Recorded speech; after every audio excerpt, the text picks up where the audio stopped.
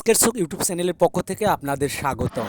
লালমনিরহাট সদর উপজেলার হাড়িভাঙ্গা নামক স্থানে আজ আনুমানিক ভোর ৫টার দিকে ঢাকা থেকে ছেড়ে আসা ডাম্পার ট্রাক এবং লালমনিরহাট সদর থানার টহল পুলিশের গাড়ির সঙ্গে এক মর্মান্তিক দুর্ঘটনা ঘটে। ঘটনাস্থলেই পুলিশ সদস্যরা সকলেই আহত হন। তাদেরকে লালমনিরহাট সদর হাসপাতালে চিকিৎসার জন্য পাঠানো হয়েছে। আমরা সরাসরি এখন ঘটনাস্থানে উপস্থিত থাকা প্রত্যক্ষদর্শী এক ব্যক্তির কাছ থেকে সাক্ষাৎকার নেব এবং লালমনিরহাট সদর উপজেলার আলোচিত সম্মানিত ভাইরাল পুলিশ অফিসার্স ইনচার্জ জনাব নুরুন নবী সরকারের কাছ থেকেও এ বিষয়ে জানার চেষ্টা করব।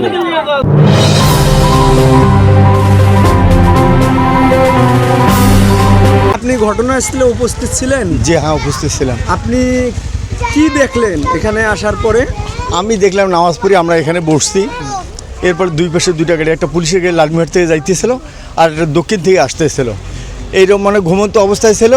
এই পুলিশের গাড়িটা তার সাইডেই ছিল, ট্রাকটা অপর সাইডে ছিল, তার সাইডেও তার সাইডেও শেষ ছিল, পুলিশের সাইডে পুলিশ ছিল। দুই একটু ঘুমন্তের কারণে পুলিশের গাড়িকে চাপ দিয়েছে, ওই ট্রাকটার জাম্পারটা চাপ দিচ্ছে। চাপ দেওয়ার পর বট গাছের সঙ্গে লেগে গেছে। লেগে যাওয়ার পর পুলিশ ওইখানে ৫-৭ জন হাত ভাঙা, পা ভাঙা, মাথা ফাটা, এগুলো আমরা তৈরি এদেরকে গাড়িতে উঠিয়ে দিয়েছি আর ওদেরকে মেডিকেলের ব্যবস্থা হয়েছে। পুলিশ লাইনে আবার পুলিশের ফোন দিয়ে পুলিশেরা আসছে, জনগণ লোকানো হয়ে গেছে। তারপরে তেলের গাড়িতে তেল ধর করে পুলিশের গাড়ি থেকে তেল পড়তেছিল। এই এতটুকু দেখছি আমরা।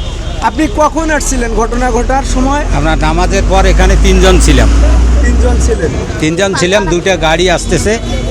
হ্যাঁ, যে ওই ড্রাইভার মনে হয় যে সে ঘুমের ভাব ছিল তার। কোন ড্রাইভার? যেটা না, পুলিশের ড্রাইভার না, পুলিশের ড্রাইভারে পুলিশের সাইড মতোই তারা ছিল। হ্যাঁ, এবং কাঁঠাল গাছ আর বট গাছের মাঝখানে, হ্যাঁ, ওরা দুই মানে এ ঢুকছে আর ওর গতিতে আসিয়া, হ্যাঁ, এই গাড়ির মধ্যে লাগাই দিয়েছে বট গাছের জন্যই সে গাড়িটা মানে উল্টি যায় নাই আর মানে চাপা ওইখানে খেয়ে অনেক পুলিশ মানে তার জখম হয়ে গেছে, কারো হাত ভাঙছে, কারো পা ভাঙছে।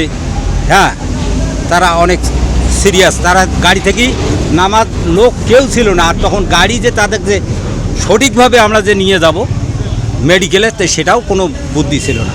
এই গাড়ি থেকে তারা নিজেই নামতে পারে না, এত ধরনের মানে তাদের ক্ষয়ক্ষতি হয়েছে। হ্যাঁ, আহত হয়েছে। তো এখানে ডাম্পার ট্রাকটি অ্যাক্সিডেন্ট করেছে, সেই ডাম্পার ট্রাকের কোনো স্টাফ বা ড্রাইভার এখানে ছিল কি না তারা পালিয়ে গেছে? না, তারা ছিল না। ওখানে যে কয়জন ছিল জানি না, গাড়ি চালাইছি তো একজন। জি, কিন্তু একজন এখান থেকে নামিয়ে পালাইছে। আর একজন আটক আছে। উনি এখানকার গাড়ির আসলে উনি ড্রাইভার না গাড়ির হেল্পার? না, এইটা তো জানা নাই ওরা হেল্পার না এখন ড্রাইভার। ওয়ালাইকুম আসসালাম। আসসালামু আলাইকুম। আমি ওসি লালমনিরহাট সদর থানা। আজকে সকাল 6:20 ঘটিকায় আমাদের লালমনিরহাট জেলা পুলিশ লাইন এবং রংপুর RRF-এর রিজার্ভ ফোর্স এটা সিন্দুরমতি মেলা ডিউটি করার জন্যে পুলিশের ট্রাক যুগে রওনা হয়। আপনার হাড়িভাঙ্গা মাজারের পাশে আসার সময় দ্রুতগামী একটি ডাম্পার ট্রাক এসে রং সাইডে এসে আমাদের পুলিশের ট্রাকটাকে মেরে দেয়। ফলে আমাদের 15 জন পুলিশ সদস্য আহত হয়। 6 জনকে গুরুতর আহত হওয়ার কারণে তাদেরকে রংপুর মেডিকেল কলেজ হসপিটালে রেফার করা হয়েছে। 6 জনকে ভর্তি করা হয়েছে লালমনিরহাট সদর হসপিটালে। বাকি 3 জনকে প্রাথমিক চিকিৎসা দেওয়া হয়েছে। গাড়ির আমরা ড্রাইভারকে আটক করতে সক্ষম হয়েছি। আর ডাম্পারটা আমরা জব্দ করেছি।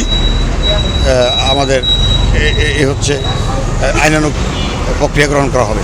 সবাইকে এখানে একটা প্রশ্ন হচ্ছে এখানকার এলাকাবাসীর, যেটা হচ্ছে যে এই রোডটা এতটা সংকীর্ণ দুই সাইডে, কিন্তু এই যে মিডিল পয়েন্টে আসে হাড়িভাঙ্গা মাজার শরীফ থেকে শুরু করে আপনার জাহাঙ্গীর মার্কেট নামক এলাকা পর্যন্ত এই রাস্তাটা প্রশস্ত এত বড়, আর এখানে একটু জায়গার মধ্যে বাইক এবং অন্যান্য গাড়িগুলো এত গতিতে চলে যে এই গতিগুলো নিয়ন্ত্রণ করা যায় না। এই নিয়ন্ত্রণ করা না যাওয়ার কারণে প্রায় দুর্ঘটনা ঘটে থাকে। কিন্তু সড়ক ভবন এবং মানে প্রশাসনিকভাবে এখানে কোনো সতর্কতা সাইনবোর্ড বা স্পিড ব্রেকার এই ধরনের কোনো কিছু নাই।